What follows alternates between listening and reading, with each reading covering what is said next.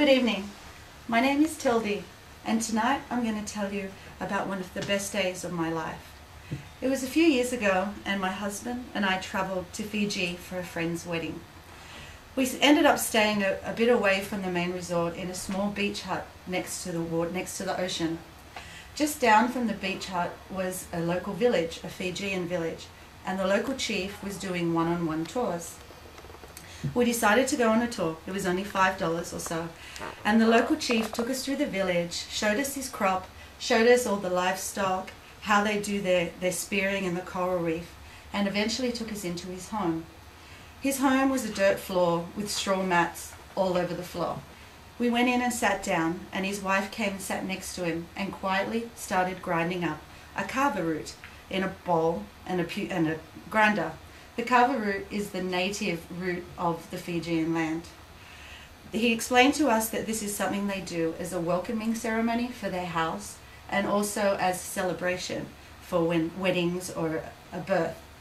We just thought that was the great experience we'd ever had, and as we walked back to our hut, my husband and I looked at each other and we said, that was amazing. I said, I wish I could do that kind of thing for the rest of my life, if only I could get paid for it. Today I'm going to talk to you about my dream job, which would be to be a travel writer, to be one of the lucky and the few who get to travel the world and get paid for it. First, I'll start out by telling you about the skills and requirements that are needed to become a travel writer, and then I'll tell you about the salary and the job outlook. Finally, I'll talk to you a little bit about the company that I dream to work for. There are no formal education requirements that are needed to become a travel writer, but according to Tim Leifel, who is an award-winning author and writer of The 7 Myths of Being a Travel Writer, which is published on Transitions Abroad, that most jobs that you go for do prefer that there is some kind of degree. They prefer a journalism degree, English, or communications. Another skill that is needed for a travel writer is communication. Verbal communication is very important because often with jobs you need to make relationships with editors and publishers, and that is generally how you get a job. Which they decide which jobs you get, if you're going to get the jobs with the most paying jobs. Written communication is very important because obviously that is what you're getting paid to do. Non-verbal communication is also very important when you're dealing with people from different cultures, because gestures and hand movements or facial expressions can get misinterpreted. For instance, here in America, the thumbs up, the A-OK sign.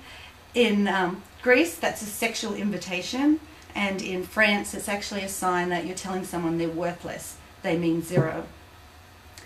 Another skill that is needed for a travel writer is to be internet savvy. With the last couple of years and the growth of the internet and web pages, most jobs now for travel writers are on online publications, magazines, and blogging. And the last skill that you need to be a travel writer is to have a passion for traveling, a passion for exploring, and a passion for the written word, because you're the one who is trying to express your story for other people. It does sound like a luxury to be traveling the world, exploring new places and seeing new things, but it doesn't necessarily mean big money. A lot of travel writers scrape around for years just getting by.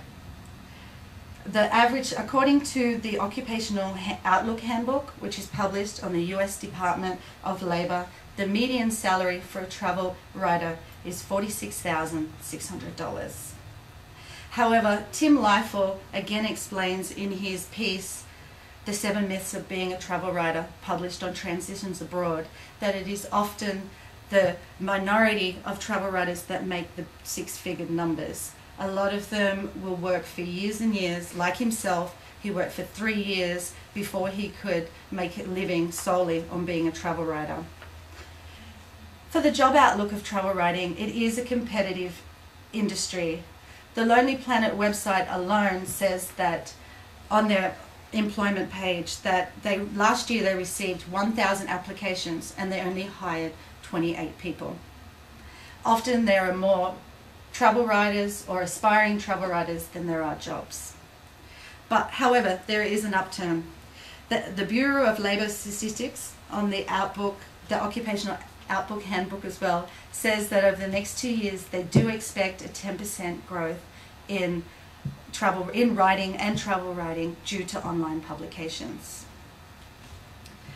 Even though the pay is not great, there is one company that would make it worthwhile for me to become a travel writer, and that is The Lonely Planet. The Lonely Planet is a company that produces travel guides for backpackers and the budget-conscious traveller. I have many Lonely Planet handbooks. I have used them, and many travellers refer to them as their travel Bibles. I'd like to tell you a little bit about this company because the way that it was founded amazes me. It was first done by Tim and Maureen Wheeler, who travelled from the UK over to Australia via Southeast Asia on a honeymoon.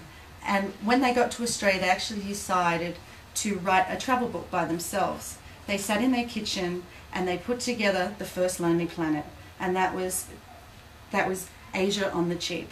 Since then, the company has grown. They have over 500 publications. They also have an online magazine. They produce television shows and have their website. Being able to travel the world and write for a company like The Lonely Planet that originates from Australia, a place where I'm from, is a job that I could only dream for. So, although travel writing does not pay good and it's a competitive industry to get into, being able to see the world and explore would be well worth the while for me. And being able to work for a company, a reputable company like The Lonely Planet, is a job I can only dream for. Thank you very much.